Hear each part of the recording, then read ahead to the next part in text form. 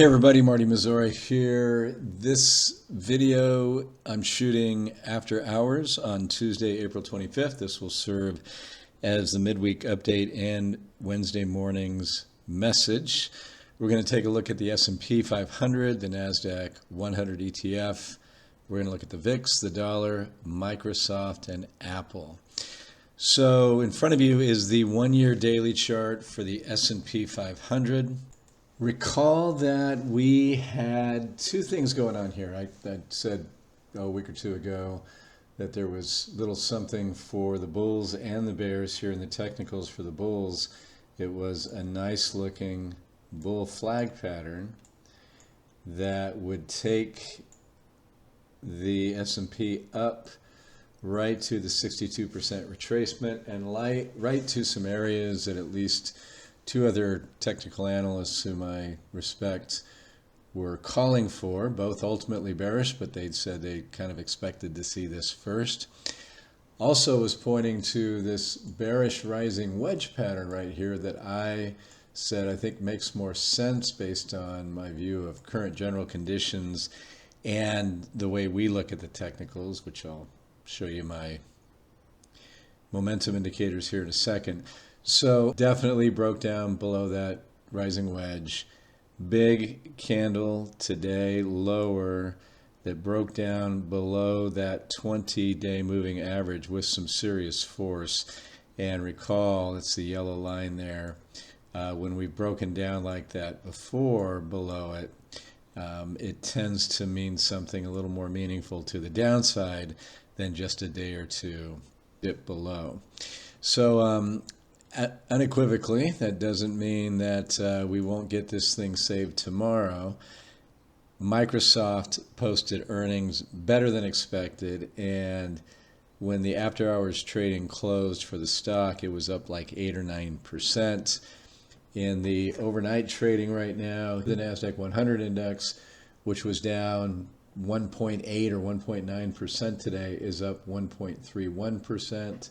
The Dow's flat, up 0.13, and S&P 500 futures are up 0.45%. And again, this is the S&P 500, but Microsoft is like the #2 position in terms of cap weight in that index. So if the futures are foretelling what tomorrow would be, half a point increase on the S&P would bring it up, 20, 25 points. So it would not recapture the 20-day moving average. It would not be at all unusual to come back up and perhaps retest. The other thing compelling is the sell signal that we now have on the moving average convergence. Recall, I said you don't really have a sell signal until you break the wedge and you get the signal line going above the MACD line, or the MACD line going below the red line there. So we had our bearish divergence. Relative strength index also had a bearish divergence. Right here we were coming off of very overbought levels. We got closer in here but didn't quite get there. But again, right now in the after hours I see some hope. So maybe this turns out to be a false breakout and we go, roaring back up, and these other technical analysts turn out to be correct. Also notice this blue line right here.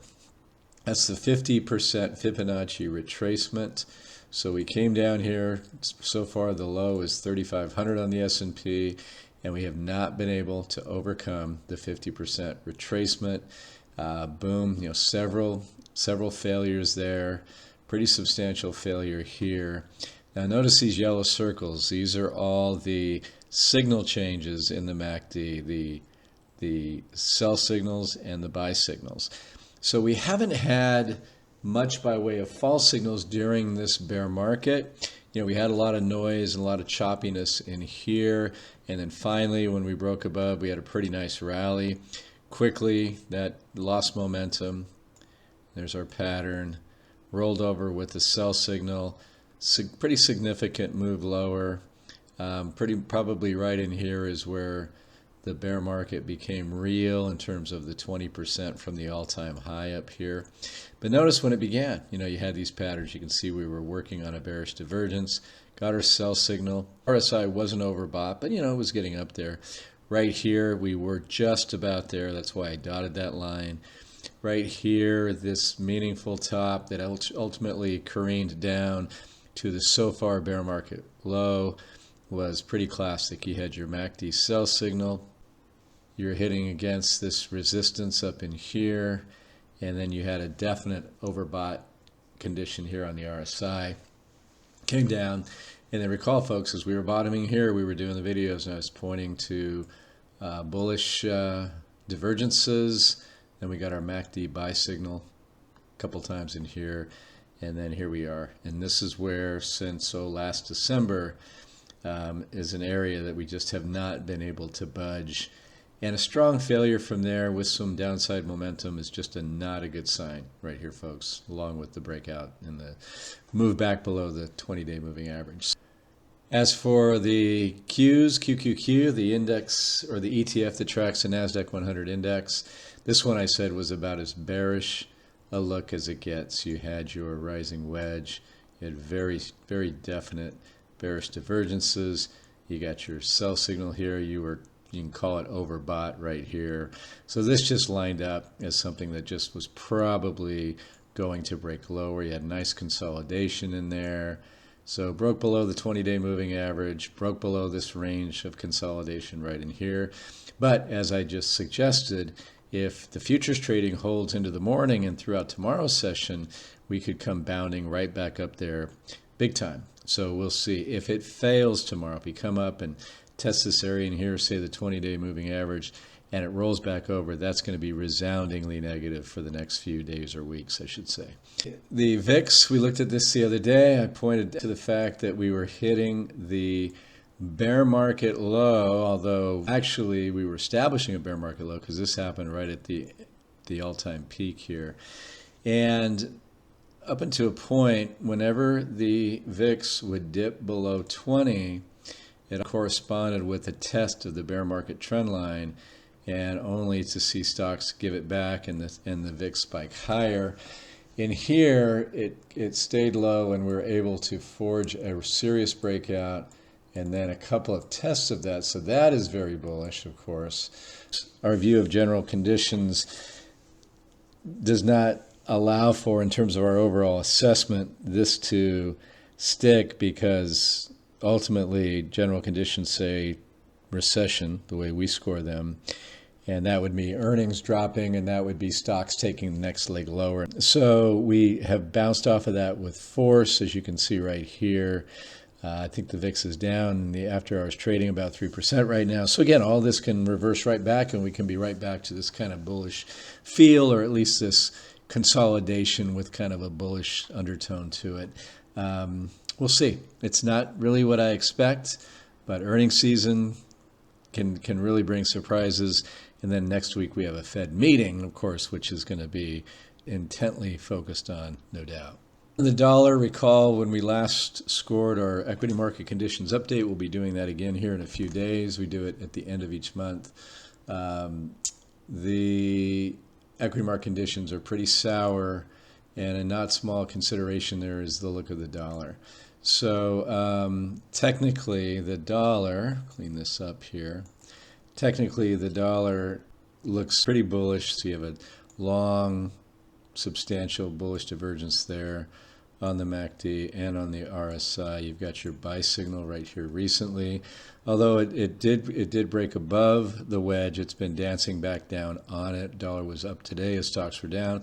If we zoom back in here, then we would expect a potentially a pretty tough May going forward, just based on what we kind of expect for the dollar. Long term, I am resoundingly bearish the dollar, which makes me very bullish for a lot of things for the next bull market. I think we should be optimistic about all the opportunities that are going to be presented there, but we've got to get through this bear market first. And as you know, it's not our view that it's over yet. Remember Microsoft, we've had this rising wedge, bearish divergence, sell signal, just resoundingly bearish pattern, broke out with momentum, closed below this pretty important support / resistance line. If we recapture that tomorrow, sure looks like that's what would happen. If If the after hours trading were to stick, then that would be just a test of, or a successful test of support, and maybe we're off to the races again. Technically, though, there's some damage here that needs to be repaired before you'd want to take a short-term position on Microsoft. And then lastly, the biggie, Apple, which hasn't reported earnings yet. It's only up about a quarter point in the after hours. So while the Microsoft news seems to be lifting Meta/Facebook, Google was kind of choppy. I think Google in the after hours was up 2.5 or 3% on their earnings report here this afternoon.